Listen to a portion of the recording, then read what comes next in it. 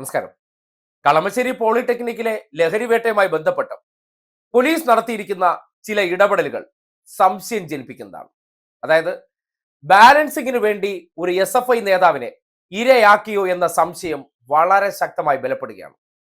കേരളത്തിലെ ചില പോലീസ് ഉദ്യോഗസ്ഥർ വരും കാലങ്ങളിൽ VD സതീശൻ മുഖ്യമന്ത്രിയാകുമെന്നുള്ള പ്രതീക്ഷയിൽ എറണാകുളത്തൊക്കെ ജോലി ചെയ്യുന്നുണ്ട് എന്ന സംശയം ഈ ഒരു വിഷയവുമായി ബന്ധപ്പെട്ട് ബലപ്പെടുകയാണ്. അത് അങ്ങനെ തന്നെ പറയാൻ കാരണം ഈ വിഷയവുമായി ബന്ധപ്പെട്ട് ചില വിവരങ്ങൾ പുറത്തു വരുമ്പോൾ നേരത്തെ അറസ്റ്റിലായിട്ടുള്ള SFI നേതാവായിട്ടുള്ള അഭിരാജ് പുറത്തു വന്നതിന് ശേഷം അദ്ദേഹം പറഞ്ഞിട്ടുള്ള സ്റ്റേറ്റ്മെന്റ്സ് ഇതെല്ലാം വെച്ച് പരിശോധിക്കുമ്പോൾ പോലീസ് അവിടെ KSUക്കാരെ നിന്ന് കഞ്ചാവ് പിടിച്ചതിന് ശേഷം അത് SFIക്കാരുടെ മുറിയിൽ കൊണ്ടുവച്ചതിന് ശേഷം അവരെ പ്രതി ചേർത്തതാണോ എന്ന സംശയം ബലപ്പെടുകയാണ്.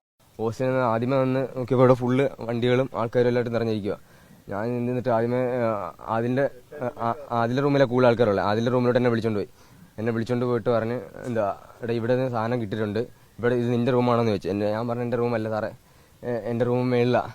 ഞാൻ പറഞ്ഞു സാറേ ഞാൻ യൂണിയനുള്ള നാളെ കോളേജിൽ പരിപാടിയൊക്കെ ഉള്ള യൂണിയനാണ് ഞങ്ങൾക്ക് എന്താ വേണം, ഈ യൂണിയനാണോ വലുത് പോലീസുകാരാണോ വലുത്, അങ്ങനെയൊക്കെ കുറേ എൻ്റെ അടുത്ത് പോലീസുകാർ എന്താ ഞാൻ പാർട്ടി സ്വാധീനം ഉപയോഗിച്ച് ഞാൻ